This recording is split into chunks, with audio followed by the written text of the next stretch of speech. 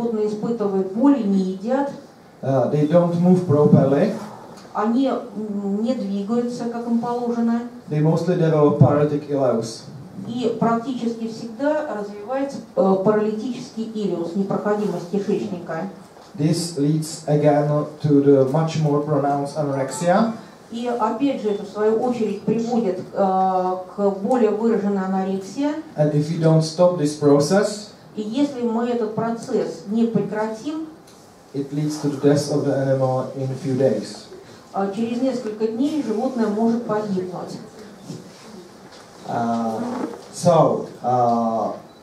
If we look for the diagnosis of dental disease as is described, so it means if we see the animal, the dental disease is in 99%, it's not the early stage of the dental disease. В целом, если к нам в клинику приносят животные с проблемой зубов, 99% это не свежий случай заболевания. Mostly it's the middle or advanced stage of this disease. Обычно это как бы середина развития процесса или уже запущенный процесс. So the therapy is in mostly 100 cases, it's only palliative and not curable. Лечение в ряде случаев может быть только паллиативным и не может приводить к полному излечению. So what we should look for is the mineral composition of food items. На что следует обратить внимание? Прежде всего на минеральный состав корма. Especially for the hay and pelleted diet.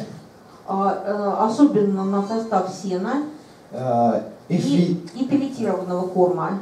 If we add apart from the hay even grass and vegetables. Если мы имеем дело с сеном, травой или даже овощами.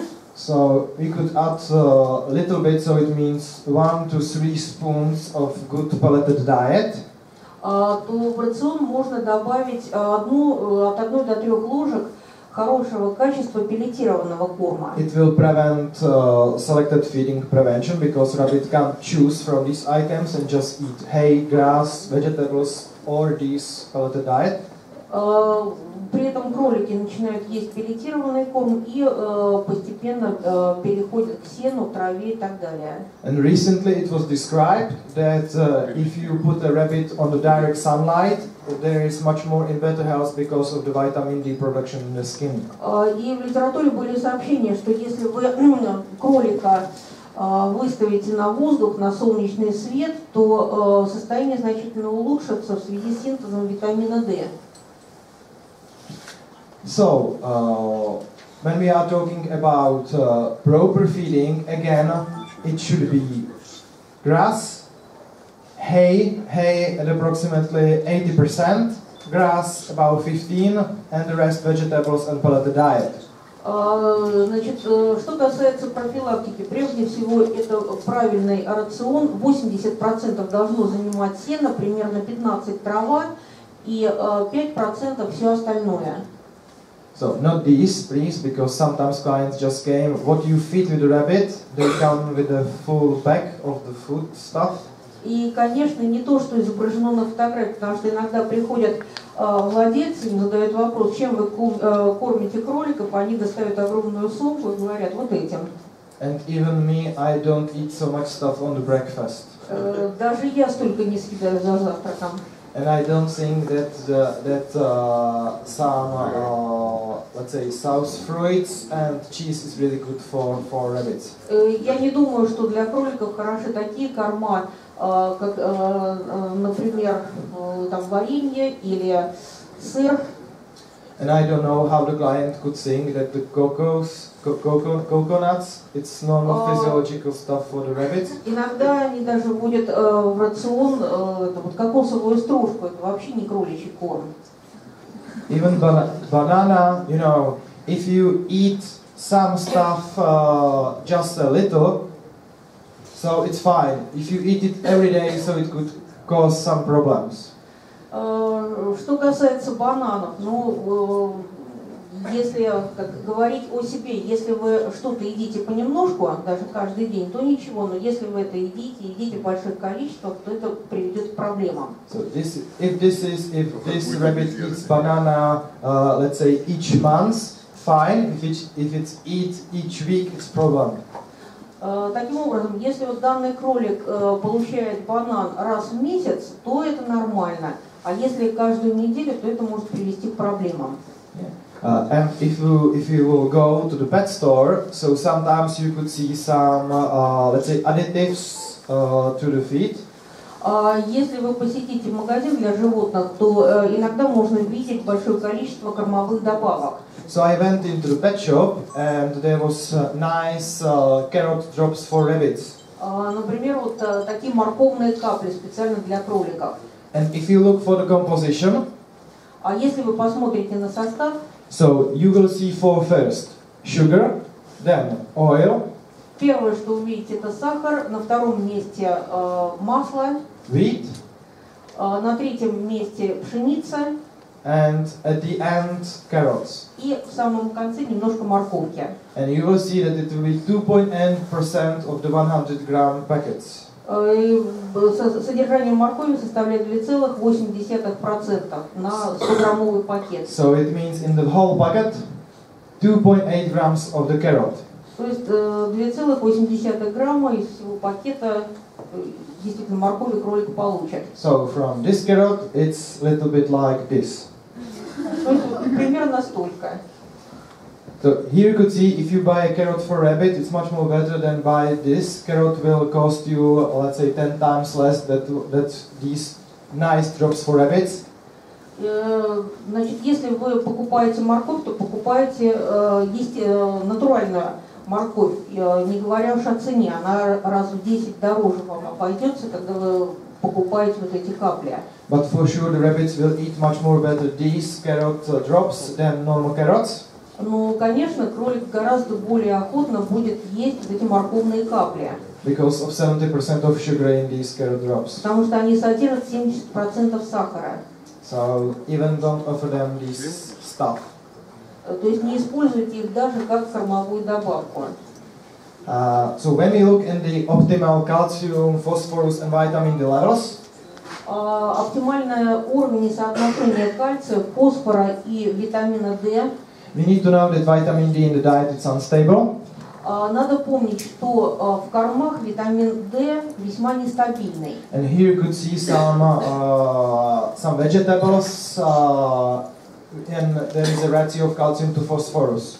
Вот здесь приведено содержание и соотношение кальция и фосфора в различных фруктах, овощах и зерновых. So, for example, in cucumber, you could see that there is a nice ratio 7 to 1 in case of the calcium.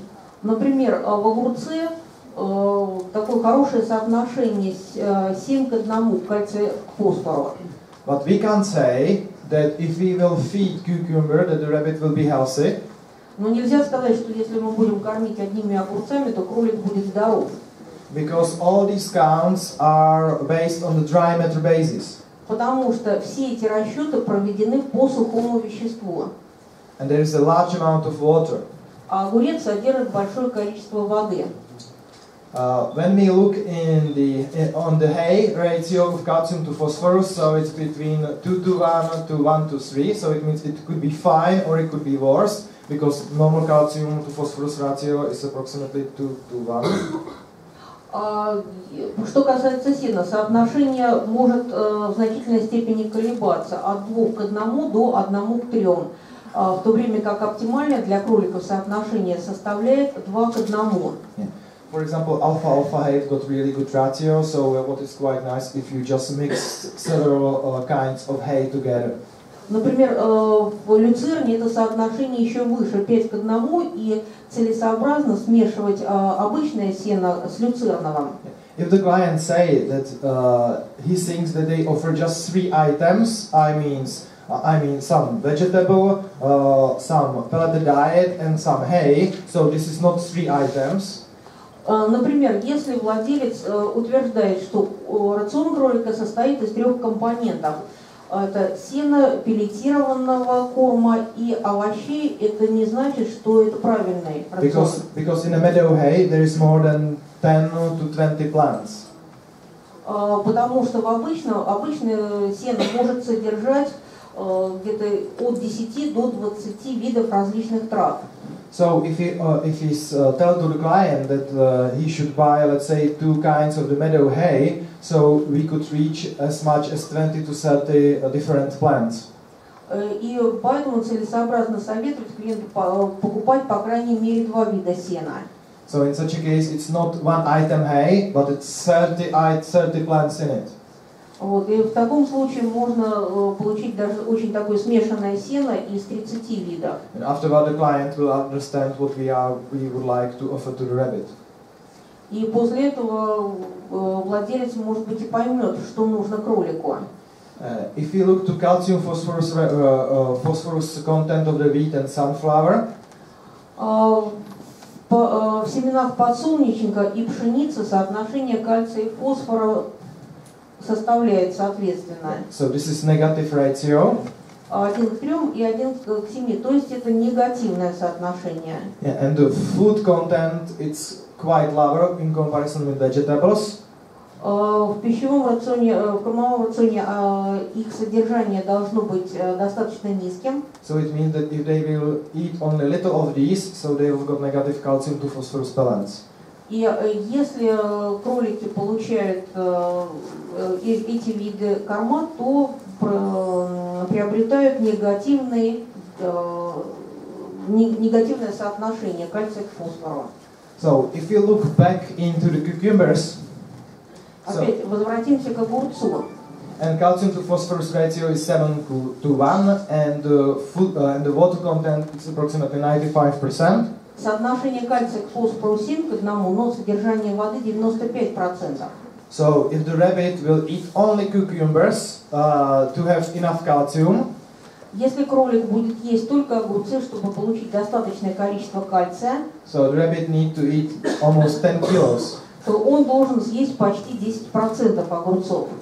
So this is really good to have in mind that if we are changing the diet, Поэтому хорошо помнить, что в том случае, если мы изменяем рацион, to calcium rich or calcium low diet, переходим на рацион с высоким или с низким содержанием кальция, we should look more for the dry food.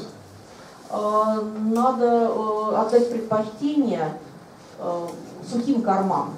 So it means hay and pelleted diet and all these mixtures.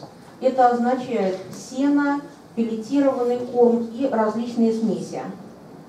So this is just the normal recommendation for the healthy rabbits of the calcium and phosphorus, calcium to phosphorus ratio and vitamin D content. So this is the dietary recommendation. В этой таблице приведены рекомендации по рациону здорового кролика. So we know that already that all the problems with the dentition, Мы знаем, что все проблемы зубной системы, but not only these, but even any systemic disease and for sure anorexia. И мы знаем, что эти заболевания связаны также с любыми системными заболеваниями, с анорексией, Leads to germinative tissue problems. которые могут приводить к проблемам герминативной ткани. So at the end, all of these animals will get dent disease. И в конце концов все это заканчивается развитием дентального синдрома. So this will be everything on the beginning. So no more pathophysiology, no more etiology. Это все, что касается первой части лекции. Нормальная физиология и патофизиология. And we will move to a little bit more interesting part. So it means about history and clinical science. И мы можем перейти к более интересным темам, таким как история болезни и клинические признаки. So these signs are mostly non-specific, but could be a little bit more specific. Эти признаки подразделяются на неспецифические и такие более специфические. The point is that if we know everything from pathophysiology, so we already know what we could expect. Если мы хорошо разбираемся в патофизиологии, то мы знаем, чего можно ожидать. And which drugs or which treatments we could use. И какие медикаменты и какой способ лечения можно применить. So for sure that almost all these animals are present because of anorexia or lower intake of food. Практически во всех случаях этих животных приносят в клинику по причине анорексии или затрудненного приема корма. Sometimes the client said that these animals have diarrhea or soft stool. Иногда же владелец утверждает, что у животного понос или мягкий стул. And especially in chinchillas, they mostly sing that they've got obstipation.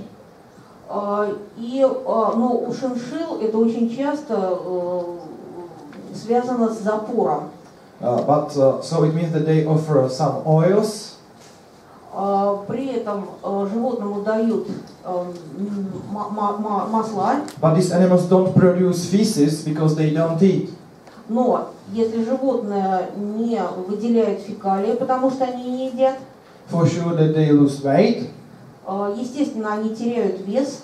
And in some cases, especially rabbits and chinchillas, they suffer from epiphora.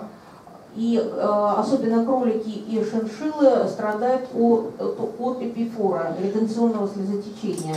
Because of nasolacrimal duct obstruction. Вследствие обструкции носослезного канала. Due to apical teeth elongation. Вследствие апикальной элонгации зубов.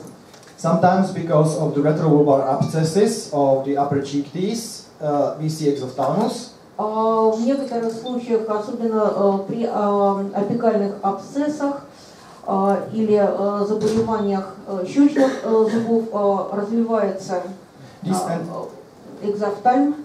These animals don't take care about themselves properly, so we see low skin quality. Эти животные не могут хорошо за собой ухаживать, и поэтому мы видим изменения в шерстном покрове. And because of pain in the oral cavity, they excess salivate. И из-за боли в ротовой полости развивается повышенное слюнотечение.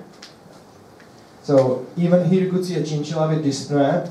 This is not due to apical elongation of the cheek teeth. This is dyspnea. Вот здесь представлена шиншилла с признаками диспноя. Even sometimes open mouth breathing.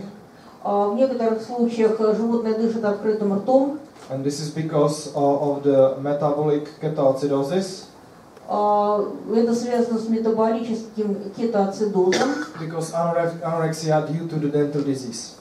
которая развилась на почве анорексии, анорексия развилась в свою очередь на почве дентального синдрома. There is really easy one examination how we could know if this chinchilla has got ketoacidosis. Как мы узнали, что у шиншиллы кетоацидоз? Tell me. Tell me. Somebody tell me what the examination is. It's cost you 2 rubles. 5. Да, кто-нибудь ответьте на этот вопрос. Как вы определили, что у шиншиллы кетоацидоз? Somebody knows. Smell? Smell it's not so pronounced sometimes. Запах, но запах не всегда в достаточной степени выражен. Паш, кровь брали? Blood chemistry, pH of blood. The problem is that in these animals, if they are in this health status, it's a little bit more problematic to anesthetize them and to be everything fine, and it will not cost you 5 rubles.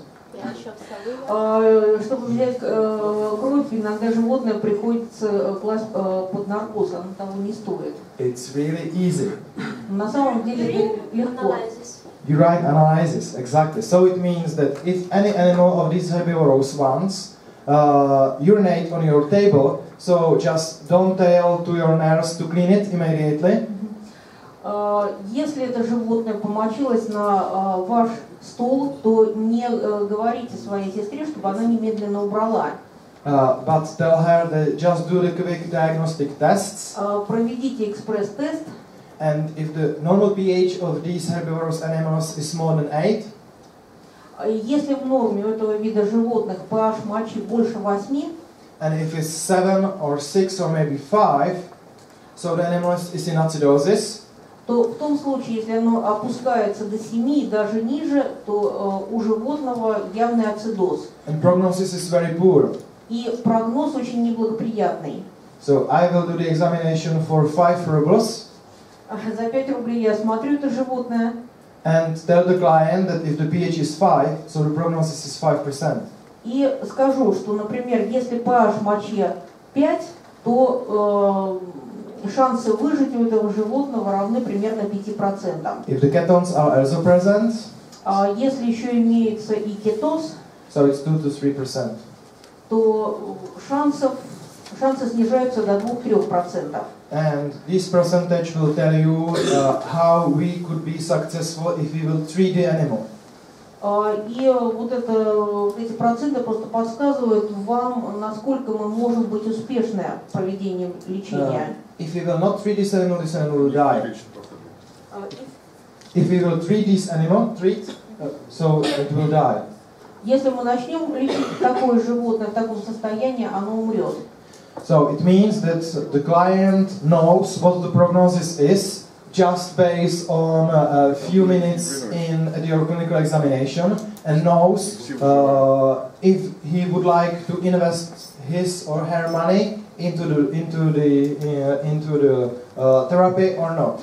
Таким образом, мы уже в течение нескольких минут консультации можем определить прогноз для данного животного, сообщить об этом клиенту, и владелец уже сам решает, то есть усыплять животное или же он готов потратить деньги. Another what you could see for the first look and why the clients came is because of the fat cell masses in rabbits. Опять же, что мы можем определить в первые минуты консультации?